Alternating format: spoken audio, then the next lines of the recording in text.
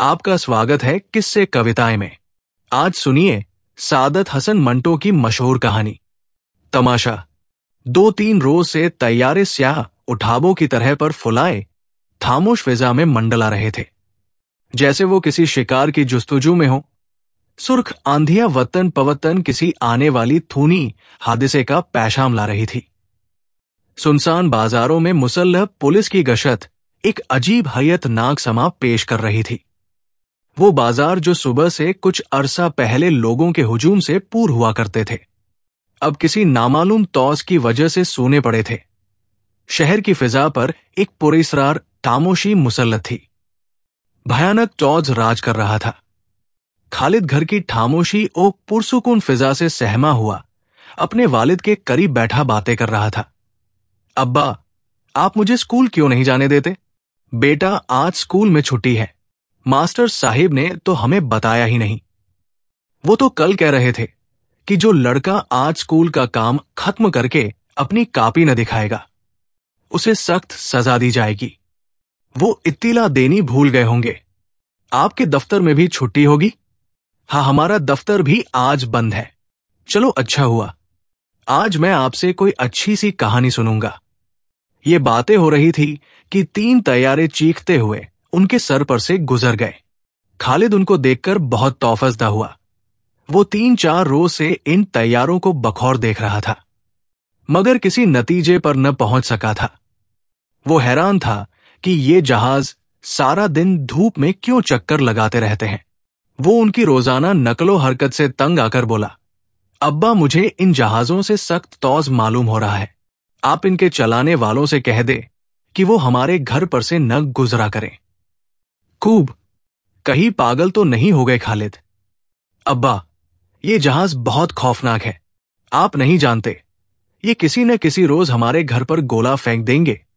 कल सुबह मामा अम्मी जान से कह रही थी कि इन जहाज वालों के पास बहुत से गोले हैं।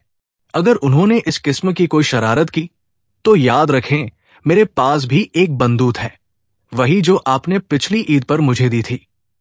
खालिद का बाप अपने लड़के की चैरमामूली जसारत पर हंसा। मामा तो पागल है।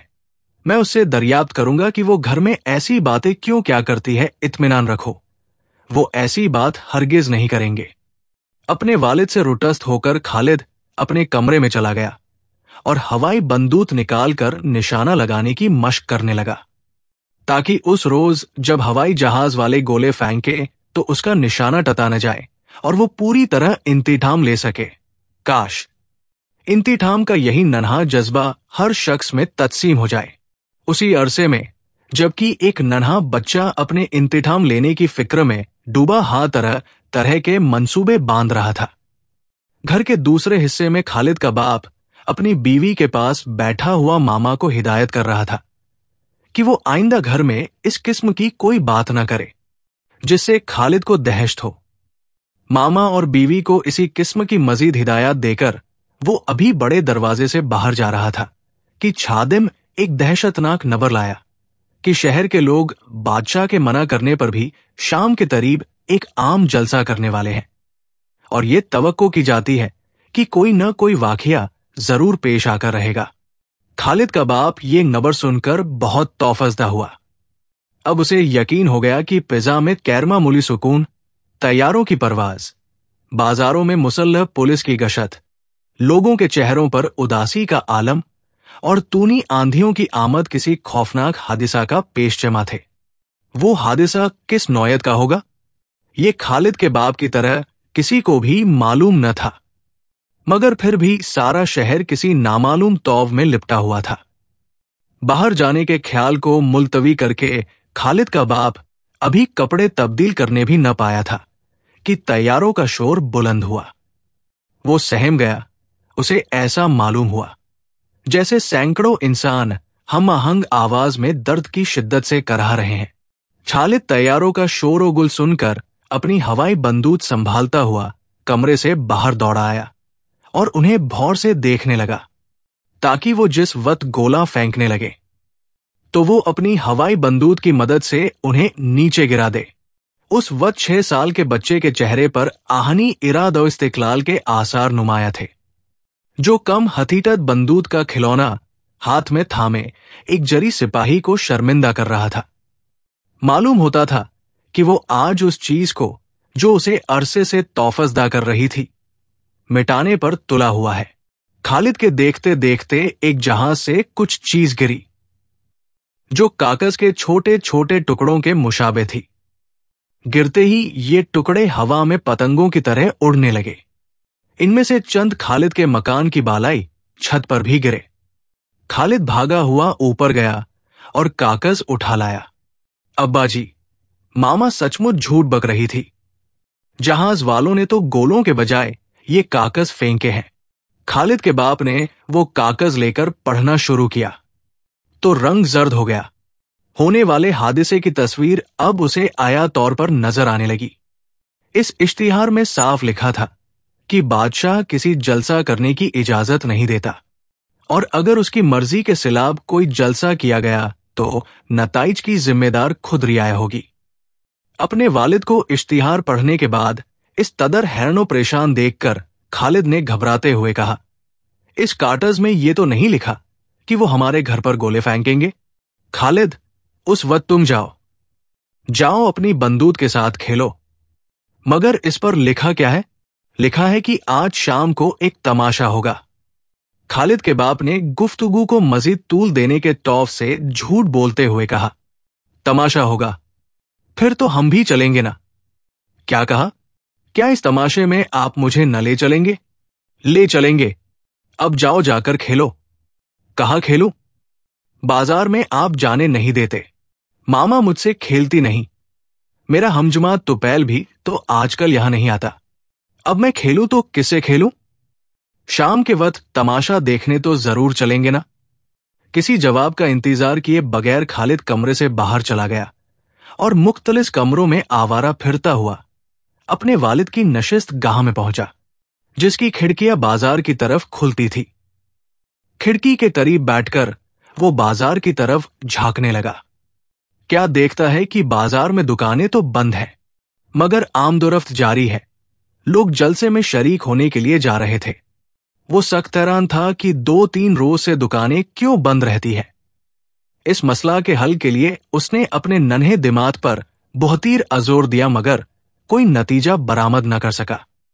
बहुत दौरो फिक्र के बाद उसने ये सोचा कि लोगों ने इस तमाशा को देखने की खातिर, जिसके इश्तिहार जहाज बांट रहे थे, दुकानें बंद कर रखी है। अब इसने ख्याल किया कि वो कोई निहायत ही दिलचस्प तमाशा होगा जिसके लिए तमाम बाजार बंद है। इस ख्याल ने खालिद को सख्त बेचैन कर दिया और वो उस वक्त का निहायत बेथरारी से इंतजार करने लगा जब उसका अब्बा उसे तमाशा दिखलाने को ले चले। वक्त गुजरता गया, वो कूनी घड़ी तरिपतर आती गई। सहपहर का वक्त था। खालिद, उसका बाप और वालिदा सहन में खामोश बैठे एक दूसरे की तरफ खामोश निगाहों से तक रहे थे। हवा सिसकियां भरती हुई चल रही थी। तड़ तड़ तड़ तड़। ये आवाज सुनते ही खालिद के बाप के चेहरे का रंग कागज की तरह सफेद हो गया। जबान से बमुश्किल इस कदर कह सका, गोली। खालिद की मां फतेखोब से एक लफ्ज भी मुंह से न निकाल सकी। गोली का नाम सुनते ही उसे ऐसे मालूम हुआ जैसे खुद उसकी छाती में गोली उतर रही है। खालिद इस आवाज को सुनते ही अपने वालिद की उंगली पकड़कर कहने लगा, अब्बा जी चलो चले, तमाशा तो शुरू हो गया है। कौन सा तमाशा? खालिद के बाप ने अपने चौश को छुपाते हुए कहा, वही तमाशा जिसके इश्तिहार आज सुबह बांट रहे थे। खेल शुरू हो गया। तभी तो इतने पटाखों की आवाज सुनाई दे रही है। अभी बहुत वक्त बाकी है, तुम शोर मत करो। खुदा के लिए अब जाओ, मामा के पास जाकर खेलो। खालिद ये सुनते ही बावर्ची ठाने की तरफ गया, मगर वहां मामा को न पाकर अपने वालिद की नशिस्त गाह में चला गया और खिड़की से बाजार की तरफ देखने लगा। बाजार आमदोरफ्त बंद हो जाने की वजह से साई साई कर रहा था। दूर फासले से कुत्तों की दर्दनाक चीखें सुनाई दे रही थी। चंद लम्हात के बाद उन चीतों में इंसान की दर्दनाक आवाज भी शामिल हो गई। खालिद किसी को कराहते सुनकर बहुत हैरान हुआ। अभी वो इस आवाज की जुस्तजू के लिए कोशिश ही कर रहा था कि चौक में उसे एक लड़का दिखाई दिया जो चीखता चिल्लाता, भागता चला रहा था। खालिद के घर के ऐन मुठाबिल वो लड़का लड़खड़ाकर गिरा और गिरते ही बेहोश हो गया। उसकी पिंडली पर एक जख्म था जिससे फव्वारों तून निकल रहा था। ये समा देखकर खालिद बहुत तौफजदा हुआ।